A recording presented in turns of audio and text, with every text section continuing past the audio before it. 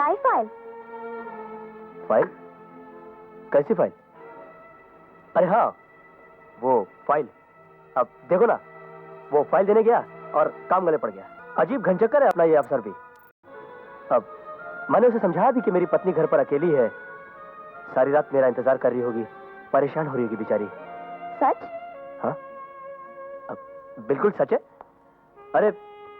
अरे नौकरियां तो ऐसी हजारों जाएंगी, लेकिन तुम्हारी जैसी पत्नी कहां मिलेगी। जरा पानी गर्म कर दो, नहाकर आराम से सो जाना चाहता हूँ। सारी रात सोया नहीं हूं मैं।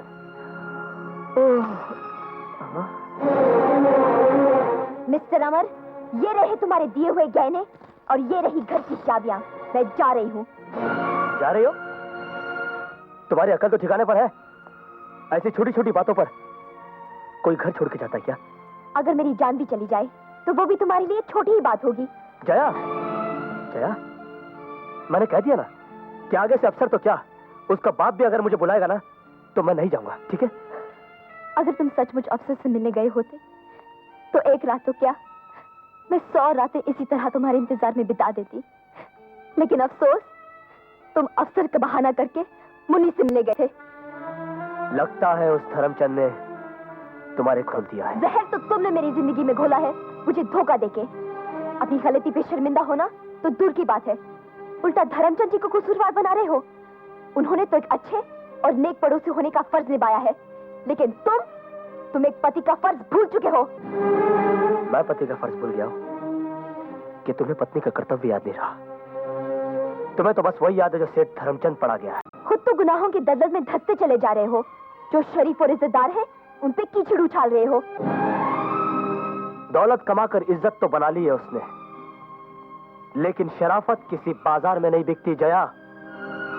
सोने और चांदी की चमक धमक से उसने अपने काले चेहरे को तो छुपा लिया है, मगर अपनी काली करतूतों को नहीं छुपा सका। इतना नीच और घटिया आदमी है वो कि अपनी छोटी सी छोटी ख्वाहिश पूरी करने के लिए न जाने कितने लोगों की जिंदगियां बर्बाद करता है। तुम भी तो मेरी जिंदगी बर्बाद कर रहे हो। मुझसे कहा कि मुन्नी को गांव भिजवा दिया है, लेकिन उसे रख लिया यही रखेल बनाकर, और रात भर उस चुड़ैल के साथ मुंह काला करते रहे।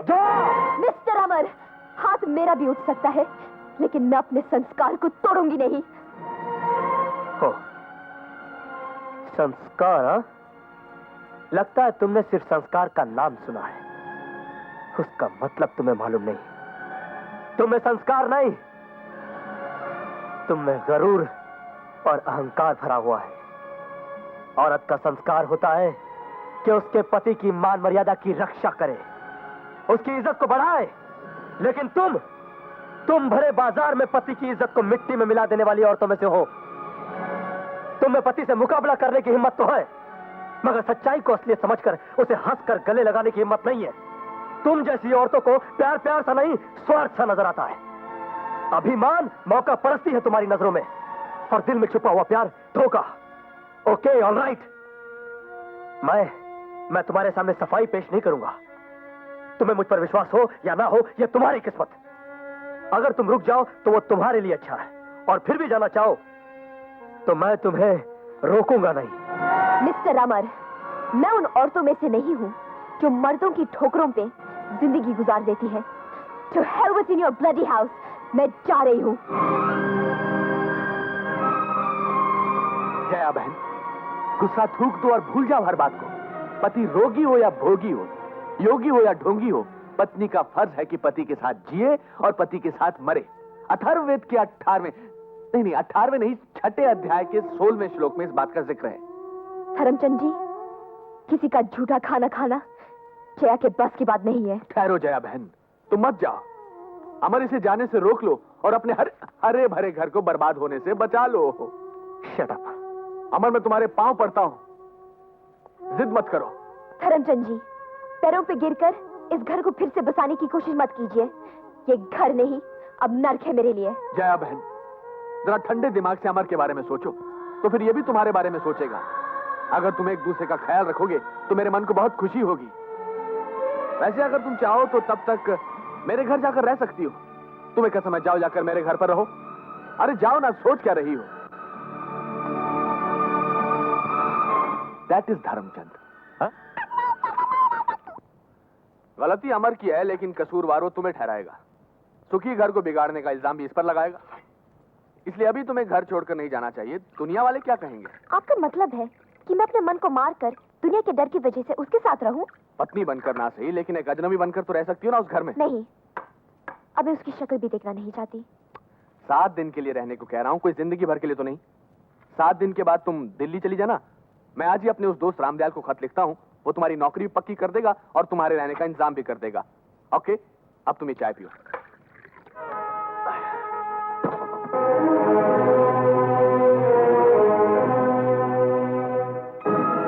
जाने का कारण तो जानता हूँ, लेकिन आने की वजह मैं बताता हूँ। कल तक ये आपकी धर्म पत्नी थी, लेकिन आज से इस घर में सिर्फ एक किराएदार है। अच्छा? जी हाँ, और वो भी सिर्फ 7 दिन के लिए। फिर तो नौकरी भी दिला दी होगी आपने। हाँ, बिल्कुल ठीक कहा आपने। आज पहला दिन है।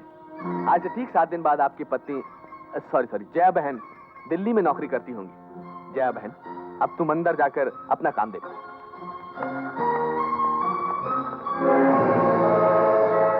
मेरी जिंदगी में जहर उगलने वाले सांप, मैं आज तक अपनी बेवकूफ पत्नी की वजह से चुप हूं, लेकिन जिस दिन तूने अपना सर हद से ऊपर उठाया, मैं तेरा फन हमेशा के लिए कुचल के रख दूंगा। एक बार पहले भी तुम ताकत आजमा कर देख चुके हो, उसका अंजाम तुम्हारे सामने है। मिस्टर अमर, लड़ाई ताकत से नहीं, अक्ल से जीती जाती है।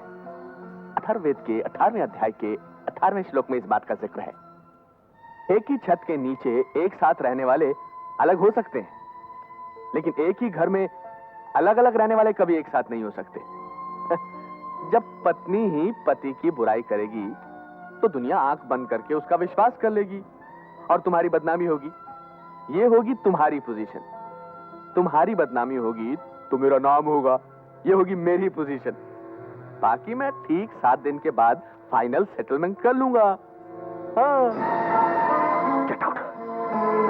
आज मुझे बहुत खुशी हो रही है। I don't know why. I said get out, you bastard. गाली मत दो, भगवान का नाम लो।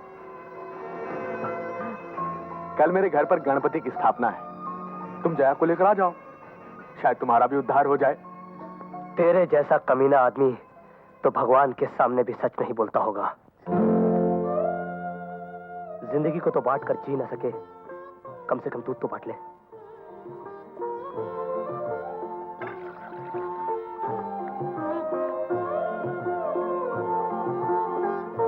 शीला जी, मुझे चावल पकाने वाली पतीली तो देना।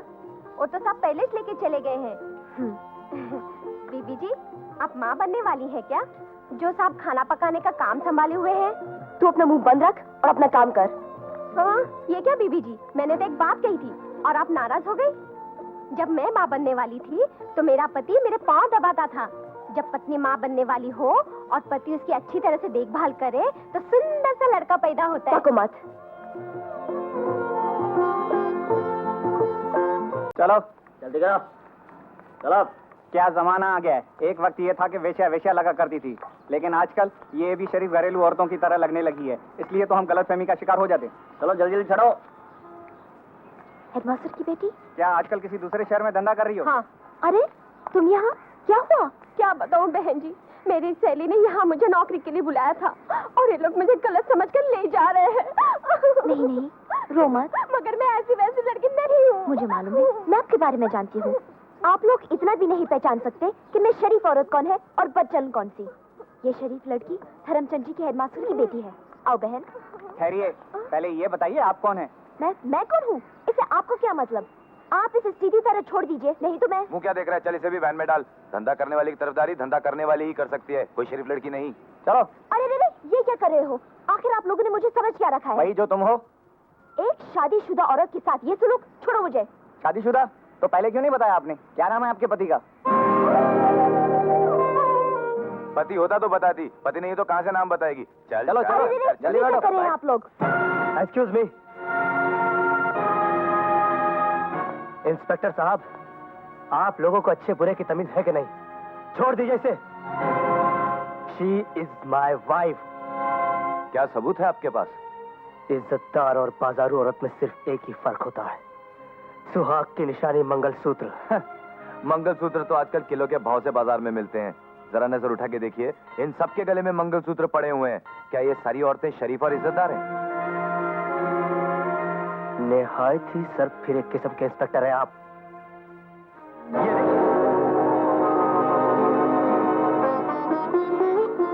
सॉरी सर, गलती इसमें इनकी भी है। बार बार पूछने पर भी इन्होंने पति का नाम नहीं बताया।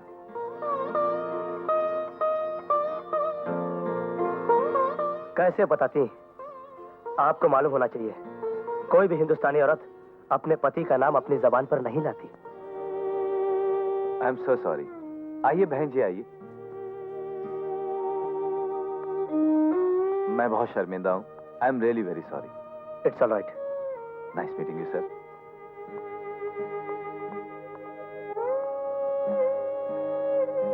पत्नी पति को अहमियत देना भूल गई है, लेकिन समाज अभी तक नहीं भूला।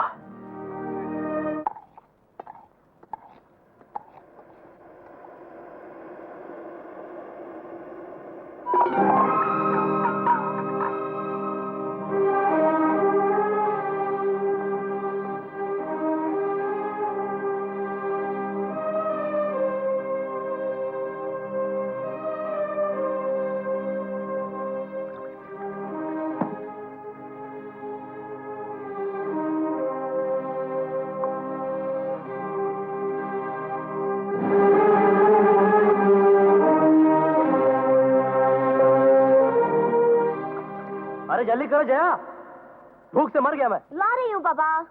दुनिया वालों देखो, मेरी बीबी मुझे भूखा मारना चाहती है। अरे मर गया रे। अरे बच्चों की तरह क्यों चला रहे हो? पड़ोसी सुनेंगे तो क्या कहेंगे? हाँ पड़ोसी? मैं यहाँ भूख से मर रहा हूँ और तुम्हें पड़ोसियों की पड़ी हुई है? अरे राम राम राम, तुम तो जानती हो कि मैं दो चीजों में देरी बर्दाश्त कर ही नहीं सकता। एक खाना और दूसरा तुम्हारा अरे प्यार।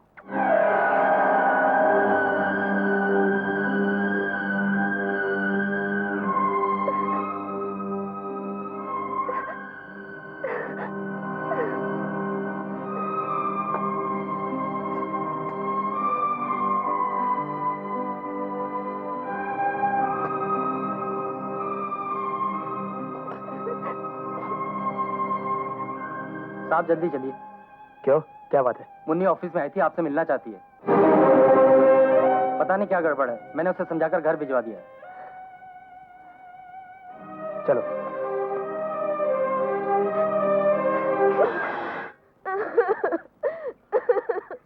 क्या बात है, रो क्यों रही हो? रोनी तो क्या करूं, मुझे तो यहाँ लाकर पटक दिया। सिर्फ अपने बारे में ही सोचते रहते हो, मेरी कोई फिक्र ही नहीं है। आओ मेरे साथ। लक्ष्मी देवी, ओ लक्ष्मी देवी, इधर तो आओ। अरे क्या हुआ? अरे इन्होंने तो परेशानी कर दिया, सवाल पर सवाल, अनशन। जब देखो तो कुछ ना कुछ बकवास करती रहती हैं। मैं तो दुखी हो गई हूँ। आप ही समझा दीजिए इन्हें, मेरे पति का नाम कुमार है या नहीं। हाँ है तो? नहीं नहीं, जरा ठीक से समझा दीजिए। इन्होंने तो मेरे नाक में दम कर रखा है। हाँ देखिए बहन जी, अगर आप किसी का भला नहीं कर सकती तो कम से कम बुरा भी मत कीजिए। ले 2 रुपए और चल जा यहाँ से, जा। अरे आप आइए ना। कमाल है, न खत न तार, सब ठीक तो है ना? हाँ। बिना बताए ही आ गए, क्या बात है? अरे हाँ? ये भी कोई पूछने की बात है? क्यों आ गए? कहो तो वापस लौट जाए। नहीं नहीं, ये बात नहीं, हमारा आना तुम्हें अच्छा नहीं लगा? अरे ये मैना कहाँ है? वो तो उड़ गई। उड़ गई? जया, तेरी तबीयत तो ठीक है ना? तू बहुत दुबली हो गई है। हाँ, तो दुबली लग रही है। नहीं तो मैं तो ठीक हूँ। अरे भाई अच्छी खासी तो है, तुम्हें भी चश्मों की जरूरत है लगता है। हटो जी। हाँ? आइए। कितना बड़ा घर है। अरे भाई हमारा दामाद भी तो बड़ा है। अरे ये रसोई यहाँ क्यों है? अरे ये नाश्ता बनाने के लिए है। हाँ। नहीं नहीं, रसोई तो अंदर है। अच्छा। अरे वाह भाई वाह, भाई हमारा दामाद तो बड़ा छुपा रुस्तम निकला। रसोई घर को भी बिल्कुल इंद्र भवन की तरह सजा रखा है उसने। मगर जया, ये 2-2 चूल्हे क्यों हैं? अरे भाई मैंने कहा ना, यहाँ नाश्ता बनता होगा। आप चुप रहेंगे? लो। जया बता, आप लोग थके मांदे आए हैं, पहले चल के नहा लीजिए ना, बाद में बातें करेंगे। चलो ठीक है, बाथरूम कहाँ है? इस तरफ पिताजी। हाँ, चलो चलो, वैसे भी सर में बहुत धूल भर गई है, चलो भी। अरे आज आप बहुत लेट हो गए। अरे ऐसे खड़े खड़े क्या देख रहे हो? आप थक गए होंगे, चलिए। अरे ऐसे क्यों देख रहे हैं? छोड़ो। अरे रे बैठिए ना, सवेरे ही मम्मी और डैडी आए हैं और आते ही आपके लिए पूछने लगे मैंने कहा बहुत अच्छे हैं और वो बस समझ गया। बैठो बैठो दामाद जी, बैठो। जीते रहो। खुश रहो। और सुनाओ दामाद जी, कैसे हो? ठीक हूँ। आप लोगों के आने से जया का चेहरा ऐसे खिल उठा है जैसे रेगिस्तान में बाहर आ गई हो। आप लोग बातें कीजिए, मैं चाय बना कर कोई जरूरत नहीं है, मैं अभी अभी बाहर से पीकर आ रहा हूँ। ओह, देख रही हो ना माँ, ये हमेशा ऐसे ही करते हैं। मैं चाय बना कर रखती हूँ और ये साहब बाहर से पीकर आते हैं। ना मेरे हाथ से पानी पीते हैं, ना मेरे हाथ का कुछ खाते हैं। यहाँ तक के खाना भी घर में नहीं खाते। अब तुम ही समझाओ इनको। ऐसा क्यों करते हो बेटे? खामों सेहत खराब हो जाएगी। सेहत? अरे इसमें हंसने की क्या बात है? जया तुम्हारा इतना ख्याल रखती है और तुम अपनी मनमानी करते हो। वो जैसा कहती है वैसा तुम क्यों नहीं करते हैं? डैडी, आप और मम्मी यहाँ रहेंगे तो? हम यहाँ रहने नहीं, तुम दोनों को लेने आए हैं। Good, very good. चलिए हम भी तैयार हैं। यूं ही बातों में लगे रहोगे क्या? चलो उठो, नहा धोकर कपड़े बदलो। सॉरी। जाओ जाओ नहा लो। ठीक है, आप कह रहे तो मैं मान लेता हूँ। बस यही गड़बड़ है इनमें।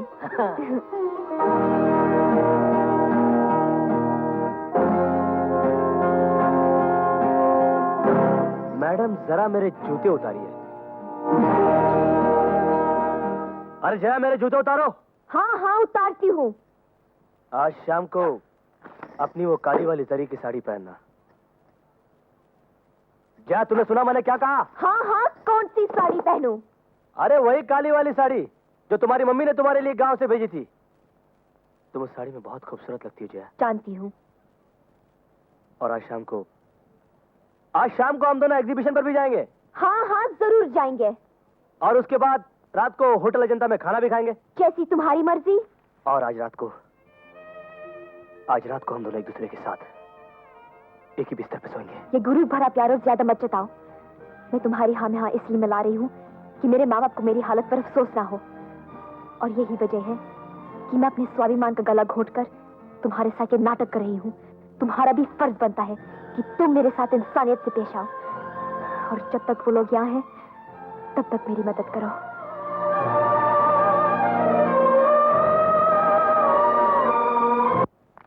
अरे जया बहन, ये रहा तुम्हारी दिल्ली वाली नौकरी का अपॉइंटमेंट लेटर।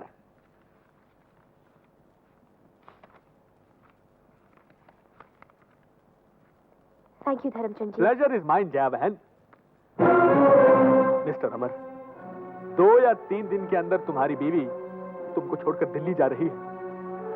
तुम दोनों को बिछड़ते देखकर मुझे बहुत दुख हो रहा है। भगवान दुश्मन को भी ये वक्त ना दिखाए, ना दिखाए।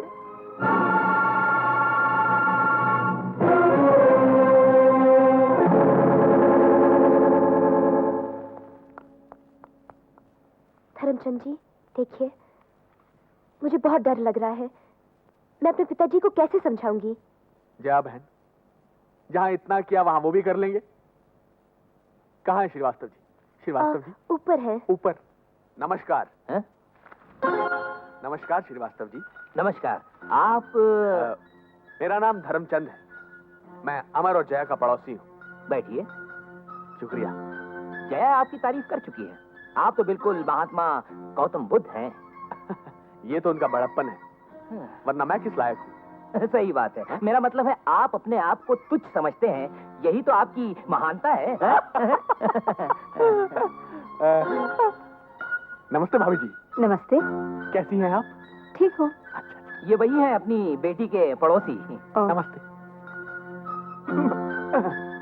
श्रीवास्तव जी। हाँ। भाभी जी, कल मेरी शादी की सालगिरह है। इस मुबारक दिन पर मैं छोटों की खातिर करता हूँ और बड़ों से आशीर्वाद लेता हूँ। अच्छा। कल आप भी अमर और जया के साथ तशरीफ लाइए। मैं जानता हूँ कि आपका दामाद कामकाज में बहुत मसरूफ है, बिजी है, फिर भी उसको लाने की जिम्मेदारी मैं आप पर सौंपता हूँ। दोस्तों, ये जो आंसू आज आप मेरी आंखों में देख रहे हैं, इनमें से कुछ खुशी के हैं और कुछ गम के। खुशी इसलिए नहीं कि आज मेरी शादी की सालगिरह है, बल्कि इसलिए कि आज हमारे बीच एक ऐसा आदर्श जोड़ा मौजूद है जिसकी जितनी तारीफ की जाए कम है। और गम इसलिए कि ऐसा जोड़ा हमें से सिर्फ एक है, और वो है मिस्टर एंड मिसेस अमर।